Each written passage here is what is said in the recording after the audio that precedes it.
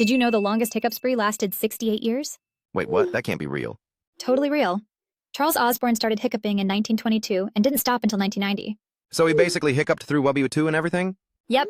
Imagine trying to hold a conversation or order food with that nonstop hiccup. I get hiccups for 5 minutes and I feel like dying. Right? He must have had the patience of a saint or a very weird superpower. World record for most annoying soundtrack to life, probably. Exactly. Hiccuping for decades. That's next level dedication to being inconvenient. Can't even imagine how many times people told him to stop being dramatic. Probably every day. Now I kind of want to break a world record too, but less annoying PLS. How about longest time ignoring your texts? You're already halfway there.